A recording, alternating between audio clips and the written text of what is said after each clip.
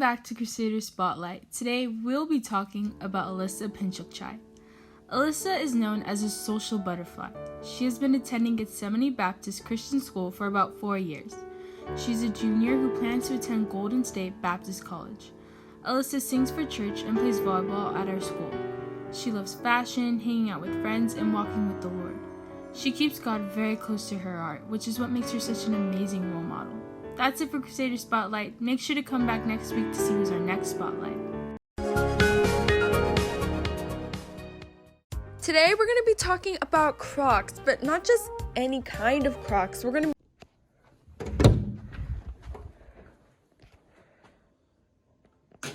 Oh, hey, did you know sluts have 4 noses? be talking about high heel Crocs. Yeah, that's a thing.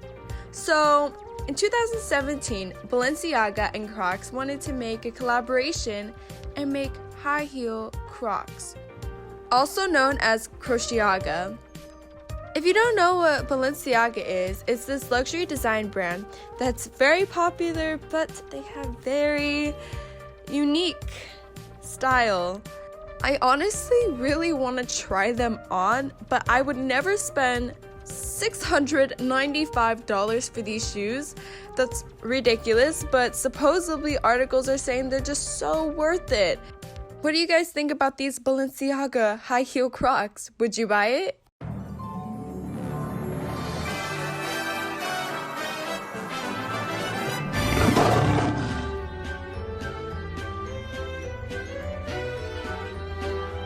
Which animal is known for having the strongest bite in the world? A lion? Hyena. No, I wasn't even thinking about that, but no. Tiger. A lot of people actually said that. Did you know the longest city name is 85 words? No, it's not. A snake? A koala? Alligator? No. I don't know, a tiger? No, close, but no. A hippo! It's a hippo! Yeah! Black! No! Red? Pink? Blue? Orange? Purple. Yes. Purple. Purple.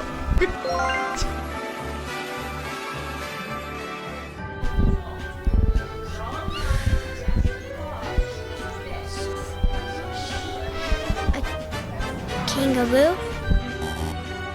Cheetah? Good job. High five.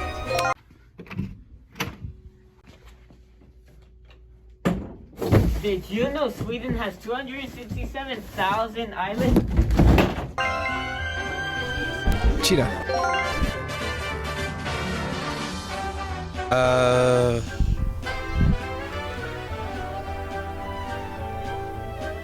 I'll say 24 inches. No. So like, witness board, okay. 2 feet. 3 inches. No. Oh. 5 feet.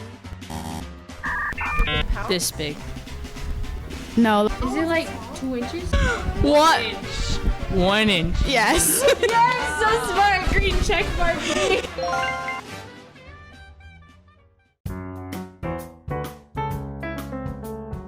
Today, I'll be talking about what is probably the greatest invention of the food industry ever known. It's portable, efficient, and decent tasting. Broke college students around the world are familiar with this culinary marvel. And most of you elementary kids have ordered this for lunch at our school. If you haven't already guessed, I'm talking about cup noodles. We all recognize the classic white styrofoam cup with red lettering on its front. It's beloved by all ages, and why wouldn't it? It's cheap and easy to use. All you have to do is peel back the lid halfway, fill hot water to the line, close the lid, and wait for 3 minutes. Then you just eat it. Plain and simple. Unless you're one of those maniacs that take the whole lid off, because why would you do that? There are clear instructions right there on the cup. I just can't understand how some people would just... Okay, I'm good now. Clear skies, clear skies. Sorry, didn't mean to get that passionate. I just really like instant ramen, and I just don't get why people can't follow simple instructions. So, with that out of the way, let's start talking about the cup noodles' humble beginnings. The one who developed this product was a man named Momofuku Ando. After watching some people line up to buy noodles made from wheat flour, he got the idea of inventing food that could be easily eaten. He bought some second-hand noodle-making equipment and built a laboratory shed in his backyard to start experimenting. Much research and trials went into this project, but it met with little success. It wasn't until Ando saw his wife Misako frying tempura that he finally found his answer. Noticing that the oil removed moisture, he decided to flash fry the noodles and freeze dry the broth. That way, all you have to do is put the components into a bowl and add boiling water. Ando packaged his invention in a plastic pouch, and that was how, in 1958, the instant ramen pack was invented. He made the first flavored chicken because it seemed healthy and American. Sadly, it didn't track.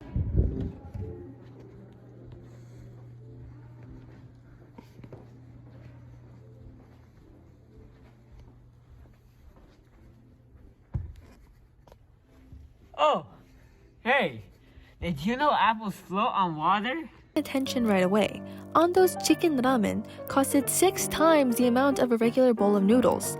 This made gaining investors a bit of a problem. So, Ando hosted tasting events to give the public a chance to try his packaged noodles. It soon gained popularity. As more people started buying his product, he was able to lower the cost. This all happened after World War II, and the Japanese were ready for a new age of ingenuity. The instant-ready meals were expensive and convenient. Soon, Ando started to look into promoting his product in the US. But at the time, Americans didn't have ramen bowls and chopsticks in their kitchens, and ramen wasn't really common in America yet. To figure out a marketing strategy, Momofuku Ando traveled to the US to get some ideas. During a visit to a supermarket, he saw some of the managers break the packs of noodles into coffee mugs. As he watched them pour boiling water over the noodles, he gained some inspiration. Shortly after, Ando traveled back to Japan to redesign his instant ramen. He designed a paper cup to store the noodles in, but immediately changed it to a cup made of styrofoam. The addition of a pullback lid was inspired by a container of macadamia nuts Ando had eaten on his flight to America. The official design of the packaging and logo was created by Otaka Takashi. He decided to have the name cup noodle in English while also having the name in Japanese characters underneath. The gold band that circled the cup were to represent expensive dinner plates. It also provided a tiny fork because it was difficult to eat with chopsticks while walking. The cup noodles were finally marketed in Japan in 1971. The production of it was costly,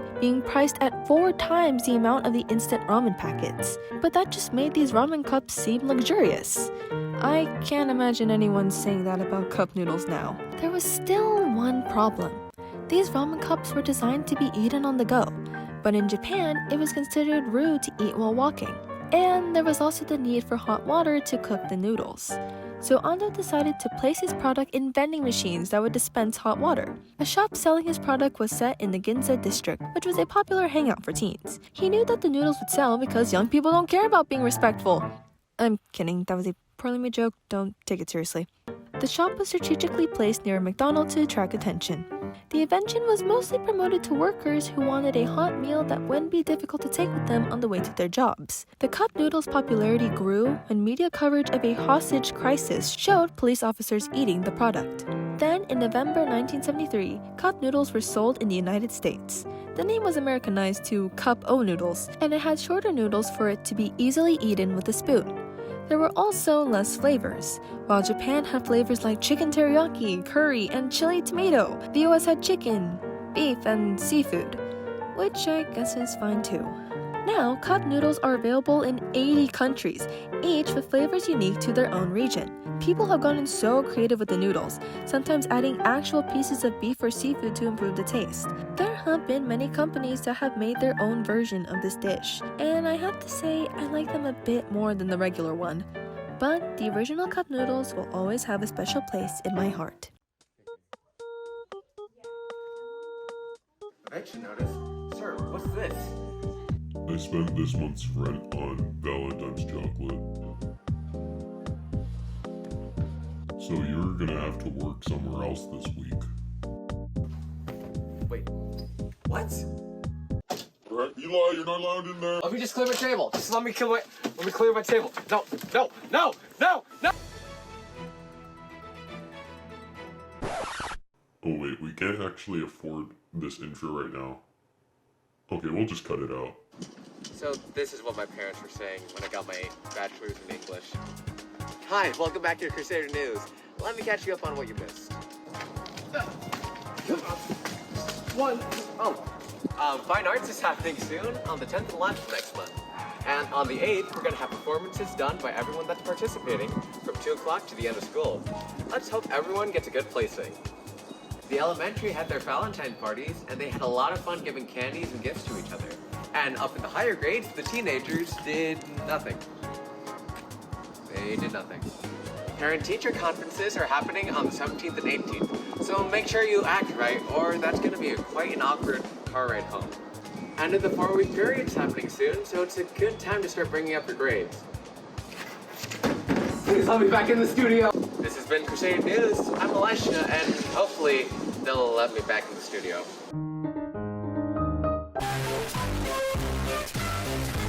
So we went to Disneyland, and we just got off Space Mountain. That ride is like so amazing. It's just super awesome and stuff.